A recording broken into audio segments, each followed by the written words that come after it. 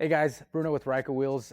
Today we're here to show you guys and talk about the R35 Forged Beadlock. You guys have seen it on social. You know, we've been talking about it for a while and it's finally here. I want to show you guys what the boxes, what comes in the boxes, what the wheel's made of, all the different features, the benefits, the applications, everything about this wheel. We're just gonna hit you guys with all that information today. So the wheel comes in a 17 by 9 -12. So the -12 is going to be for the 6 on 5.5 bolt patterns, 5 on 150 for the Tundra guys, got 6 on 135 for the Ford guys, F-150s, the Raptors, Ford Bronco Raptors also. We also have a 5 on 5 for the Jeep guys, girls, everybody. 5 on 5 comes at a -35mm offset. Now that offset is not going to be available in the other bolt patterns just because it's not so popular. There's not so much demand for it. But you know, if there's something that, if it's going to fit your vehicle, whatever you're building, you know, all you got to do is give us a ring, shoot us an email. Maybe we could work something out for you. But it is made out of 6061 aluminum T6 heat treat. Same with the ring. It is a 24 bolt bead lock, but we dual drilled it with 48 holes. So bolts do break, they're gonna break. It's part of the process. You know, there's no bolt in the world that's not gonna break on these wheels. It's just gonna happen. So when a bolt breaks, the head shears off. You don't have to extract that bolt right away. All you gotta do is clock the ring either left or right, whichever way you wanna see it. And then you could use the other set of holes on the wheel right here so you don't have to extract those bolts out right away. There is knurling for the tires, the bead seat on the wheel. We got knurling on the back of the ring as well. These wheels also, we're including a tire spacer kit with all these wheels. So, you know, every tire has a different size bead pack. So BFGs, the Falcons, Milestars, you know, if it's an MT, you're gonna get a much thicker bead pack. What this is gonna do is it sits right here and it just creates a space right here, keeping your ring from bowing in. You wanna keep the ring as flat as possible. We're gonna also do an install today. So from there, you guys can see exactly what we're talking about when the ring starts to bow in. So that's what you don't want. The kit includes a little baggie with all the hardware. You get 24 grade 8 gold zinc bolts. Comes with 24 bolts, 24 washers. In the box, you're also gonna get an install sheet. It goes step by step through the process, how to get the wheel into the tire, how to mount the bolts, how to torque the bolts. And then a huge misconception about balancing bead locks. And we get a lot of phone calls. Can you balance these bead locks? Any wheel is balanceable. It doesn't matter what wheel it is. Yeah, it might take, some wheels and some tire packages might take more weight than others, but everything is balanceable. You could balance these right here. Now, you just gotta be very careful what shop you take it to. Not everybody's familiar with mounting bead locks, but in today's video, we're gonna show you how to mount them, how to go about the whole process. And you could do it yourself. You could pay somebody to do it. You could do it with a buddy. Today, I'm gonna do it here with our cameraman, Greg. You guys are gonna see exactly how it's done, how easy it is. And it's just time consuming, so stay tuned, check it out. If you guys got any questions about fitment, materials, applications, anything that you may have, my email is down below. It's bruno@rykavs.com. I'll be more than happy to help you guys out and answer any questions you may have. So before we get started with the install, weight of the wheel is always a big concern. Many people are concerned that the wheel's gonna be too heavy. It is unsprung weight. You don't want too much unsprung weight, you know, wheel bearings, too much weight on the back of the wheel. So we're gonna get a wheel mounted up with the ring and all the bolts, all the hardware in there. We're gonna get it on a scale, show you guys exactly what it weighs so you can use it for comparison as well. All right, so here we have it. It's the wheel, 24 bolts, 24 washers, the ring on there. We're gonna show you exactly what the wheel weighs on this big scale here. So you got 31 pounds fully assembled. Now, it's gonna go up, you know, based on the tire that you're running. ATs, MTs, RTs, Toyos, BFGs, all got different weights. So you could choose that accordingly to your build type and your specifics, but there you have it, 31 pounds. A lot of the other bead locks in the market today, upwards, you know, 39s, 40s, they get pretty heavy, and 31 is pretty good. Our simulated bead lock wheel weighs about 27 pounds. So for this to be a forged bead lock at 31 is actually pretty good. All right, so now I'm gonna show you guys all the different tools and different items that you're gonna need to get these going. So first, obviously, you need a tire. If you got the tire already dismounted, great. If not, you gotta take them off your OEs. Don't forget to get your rubber valve stems in there before mounting the tire, because once you get the wheel and tire going, and you realize you don't have valve stems in there, you got to undo all 24 bolts, get the valve stem in there. So in this case, we're using WePro TPMS, just an aftermarket TPMS. You will need a valve stem puller to get the valve stem through the hole. Flathead screwdriver, I'll show you when we need it, what it's for. Also a rubber mallet or a dead blow will do. It's mainly to help get the tire around the tire seat. Need a torque wrench, need some anti-seize. Get yourself an electric ratchet or an impact if you have that to help drive down the bolts. You don't want to torque them down with that, but it'll make the process a lot faster to be able to drive them down. And you need a spray bottle with water and soap, preferably simple green. It won't damage the wheel, won't damage the tire, and it works well with everything, cleans up really easily. And a bucket. So you're also gonna need a bucket, an empty bucket, and I'll show you guys why when we get to that point.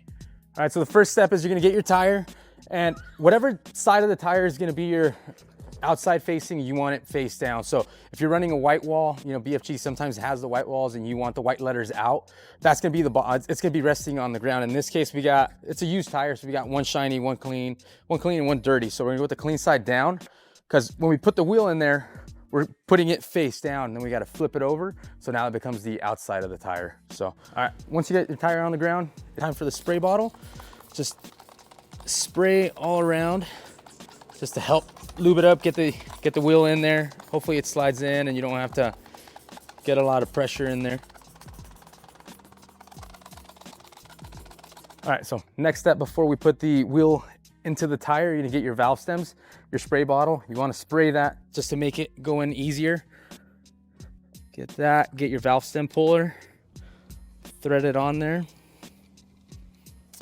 And you don't want to ding up your nice shiny wheel. So what I did is I cut a piece of cardboard from the original box. I'm gonna wedge that in here and just pull. So once that's in place, you unthread it, and we're on to the next step. So now that we got the valve stem in there, we're gonna get the wheel into the tire. It's pretty easy. Luckily the wheel's not that heavy. So you wanna just kind of grab it like this, just stab at the tire at an angle, and then from there, just work your way around. And it goes in there. All right, so wheel is in the tire. Now, if you don't understand how bead locks work, it's pretty simple. The rear bead is just your regular conventional bead. Once you air it up, it falls into the bead seat right here. We also added some extra security for measures here. You know, it's got a 90-degree corner, so your bead won't de-bead so easily, but usually you don't de-bead your inner beads, it's always the outers. And then your outer bead is gonna be where the bead lock goes on, you bolt it down, and that pinches your tire in place right here. So once you got that in there, just carefully wanna roll it onto the bucket right over here.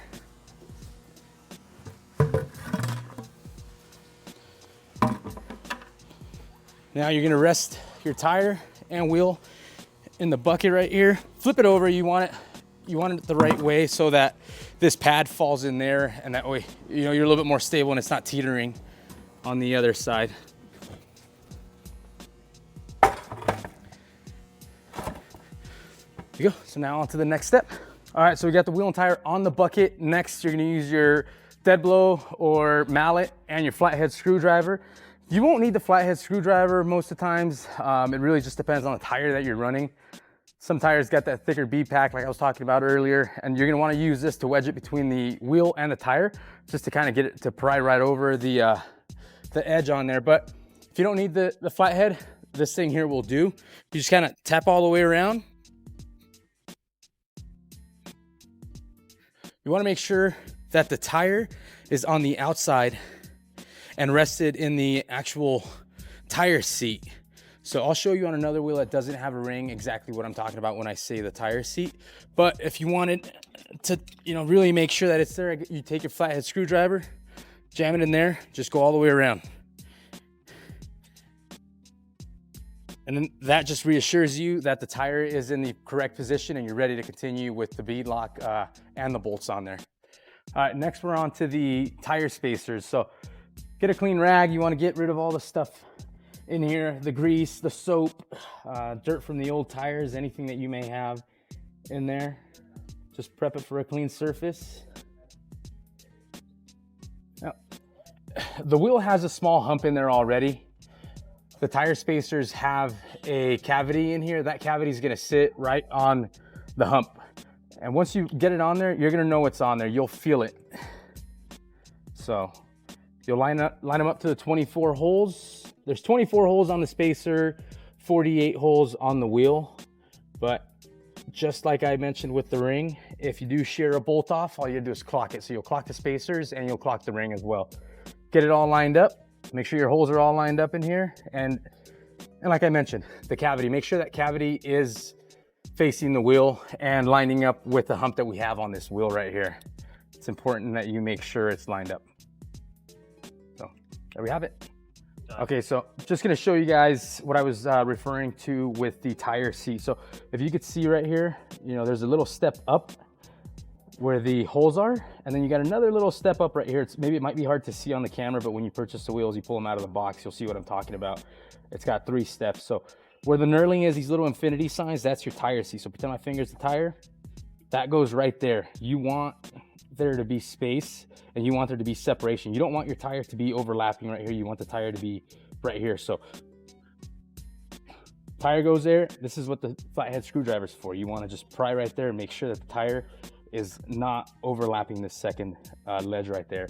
And then here we have the cavity I was referring to, goes over that little hump right there. You can almost hear it click right there where it kind of just falls into place. It was designed to go there and stay there.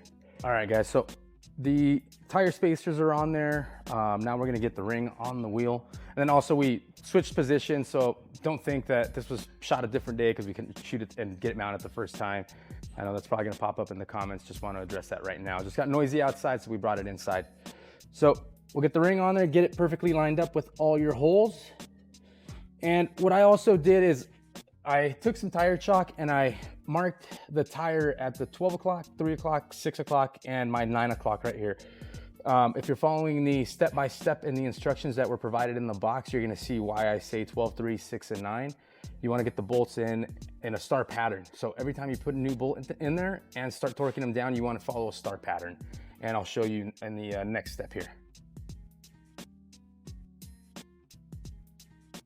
So I'm just dropping the washers in all these holes, make it easier. I don't have to worry about juggling a bolt and a washer at the same time.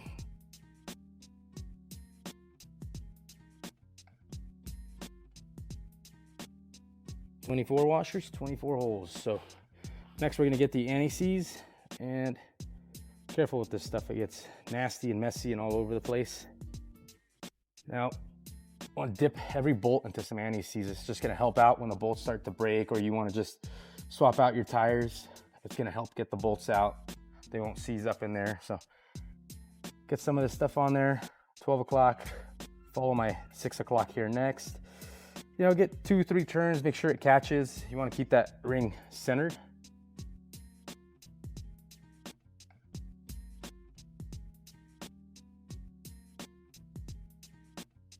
Just keep on going. So now that we got all 4 of them, just keep doing the same thing till we get all 24 bolts in there.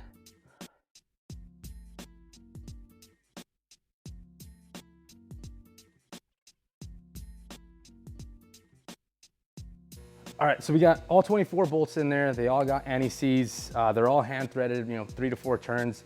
Next, we're just gonna take a ratchet driver.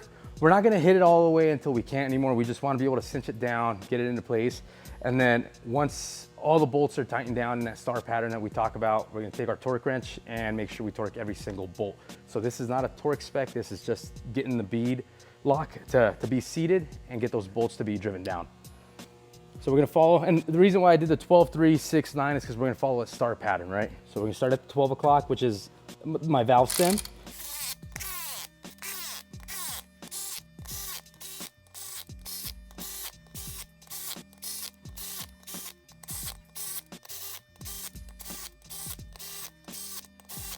All the bolts are in there. They're not tight, they're not torqued down. We just got it to pinch the tire already. Here you're gonna see the black spacer. So the black spacer is always gonna be noticeable. It's not a gap, all right? So don't think that there's a gap between your spacer and the wheel. You're gonna see that spacer just gets sandwiched in there. That's where it belongs. That's what it's gotta look like. So Next, we're gonna take our torque wrench, we're gonna set it to 18 foot-pounds, and we're just gonna go in, we're gonna start off in a star pattern here, do the same thing, 12, 6, 3, 9. We're gonna do that, and then once we have hit all 24 bolts, we're just gonna go in a circle. All right, so here's the torque wrench. Like I said, you wanna be at 18 foot-pounds, so we're gonna start at the 12 o'clock, and the wheel and tire is still positioned in the same position. Even if it moves around, you know your valve stem is your 12 o'clock. It's easy to keep track. So just keep turning till you hear that click. Now we're gonna move on to the 6 o'clock. Click, I'm gonna go to 9 o'clock. Click, over to 3.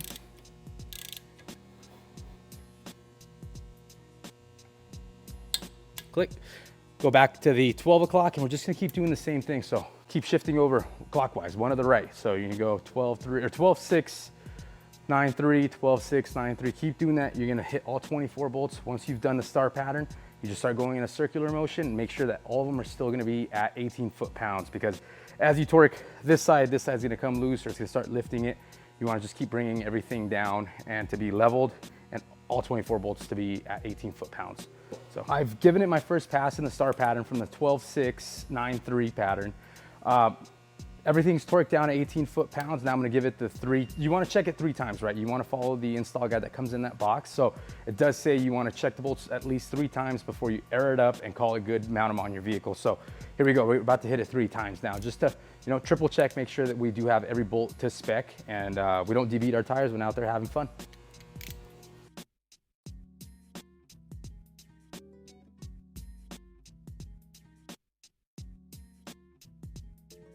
We have torqued all 24 bolts. We triple checked them in a star pattern. Now all we gotta do is take it off the bucket, air it up, get that rear bead to seat, and we're good to go. All right guys, so there we have it. We have mounted the first beadlock. All we're gonna do, or all you gotta do, is follow the same steps for your second, third, fourth, and fifth wheel if you went with a spare. It's pretty easy, simple, straightforward. Follow the instructions that come on that sheet in the box with the wheels. But if you have any questions, you know, feel free to shoot us a message, email, drop a comment below. Whatever you may have, we're here to answer your questions. Also, stay tuned for the next video. I talked about how it's a big misconception that you can't balance a beadlock. We're gonna show you how we balance them here in-house. Then we're gonna show you, what they look like on the Bronco, talk about the specs, talk about the fitment, just do a walk around on the Bronco. So if you guys have any questions, drop us a comment below, shoot us an email, and thanks for watching.